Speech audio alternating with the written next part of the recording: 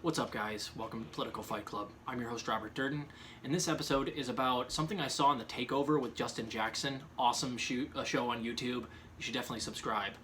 Justin was talking about a clip on CNN that was from the last couple of days where Cori Bush, the new firebrand lefty Justice Democrat who just got into Congress, was asked a very good question, and I forget who asked it, but was basically like, why don't the squad utilize the same leverage that Sinema and Manchin are using in the Senate by voting as a bloc? Manchin and Sinema have been able to get lots of things included into the bills that they want because they're willing to withhold their vote and gum up the works and slow down the bill. Why doesn't the squad do the same thing? Because the margin is only a couple in the House and they only need 5, I think, votes to hold up anything that they want. That's an excellent question, and the answer was extremely telling. First of all, Cori Bush gave a word salad at the beginning, talking about how Ayanna Pressley, on the first day in Congress, came in and basically told Cori Bush, listen, we end up voting on our own in the end, was basically what she said. And that's almost verbatim, in the end, your vote is your vote. It's nice to see that Ayanna Pressley is doing such good things for the left as a Justice Democrat. Thanks a lot, centrist. But Cori Bush started talking about that, and then it seemed to me that either it hadn't occurred to her, or that she was just trying to muddle the situation as if she didn't know any better, or as if it had never really occurred. And that's frustrating to me because that means that some of the squad might actually be too dumb to know that they need to withhold their votes and vote as a bloc and communicate with each other. And that was something Justin Jackson went over.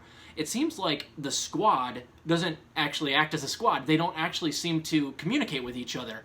And that got me thinking, that's probably true, and that's sad to say, because that means that why do we put them in there and call them the squad if they're not even going to act like a team?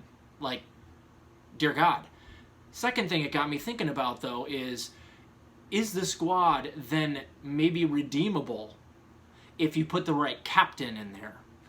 To further the sports analogy, you guys have probably, got a sports team or two that you follow regularly. You know what can happen when you either get the number 1 overall draft pick who's going to be your captain in the future, or when you trade for somebody who's going to be your captain, or whatever, or when you have one of those guys wearing the C that actually galvanizes your team, and it can turn around a team like that. I watched the Red Wings. Steve Yzerman was my boy for 20 years until he retired. The Red Wings won 3 cups under him, and he wasn't even nearly the best player. I mean, this is when they had all the enormously weaponized front line that had Brendan Shanahan, Brett Hull, all of these Hall of Famers, Luc Robitaille, Nicholas Lidstrom in the back with Vladimir Konstantinov, all of these Hall of Famers, but it was always Yzerman that was able to galvanize them, and he was the guy that they drafted first, and that was immediately when the Dead Wings went to the Red Wings and they started winning cups. Yzerman was considered one of the best captains ever because of that, and now he's the GM. He was the GM for the Tampa Bay Lightning. He is for the Red Wings now, and he's already led the Lightning to another championship. He has the leadership qualities that you need. He doesn't even need to be the best player. And in fact, he wasn't even in the top 5 best players, but the Wings were the best under him, and they've never been the same since. And if you guys want to talk about whoever you want, I'm sure there's Brady references, LeBron. Wherever they go, they make everyone better. Now, of course, those guys are also the best player on their team, arguably, at least LeBron for sure. But sometimes you just get a guy on your team that gets the captain, and they're somehow able to get everybody to work together.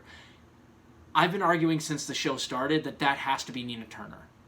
The only chance we have to get the squad to operate as a squad is you need to put the captain in.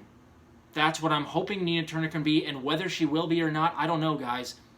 I stopped donating to her because she hired a press secretary who used to work for Amy Klobuchar.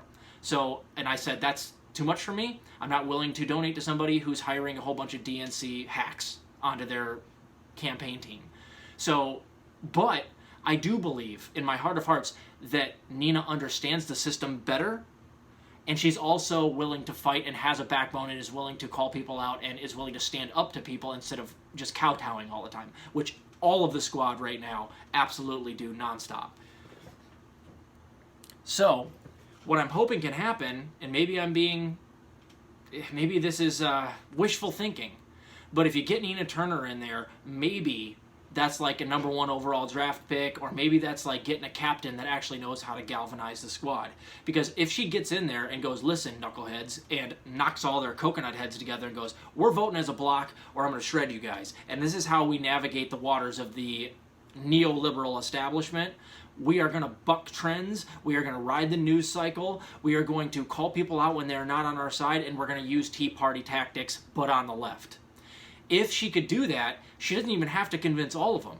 She only needs 3 or 4. Now, that's assuming we don't lose our advantage in the midterms, which I think we probably will, and we'll see. But so if she goes in there and we lose our advantage anyway, it doesn't really matter.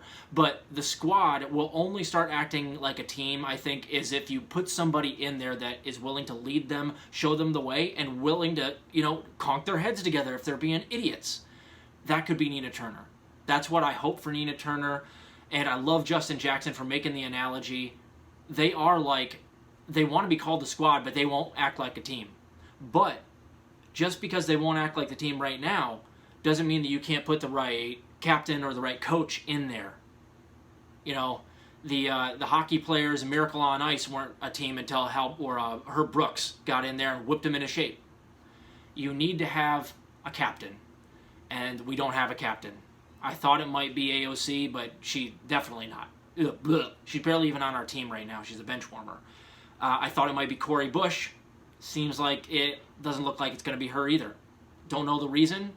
I don't think it's an intention issue with Cori. It might just be that she doesn't even know any better. But I don't know. But Nina knows better. She has the spine. And I think that she would be wise to go in there and conk all of their heads together, and that's her point. Get the squad whipped back into shape. That is your goal. Even if we lose the midterms and we lose our majority, you have to get them to start voting together. So if anybody can do it, it's Nina. I don't know if she's going to. But that would be sweet, right?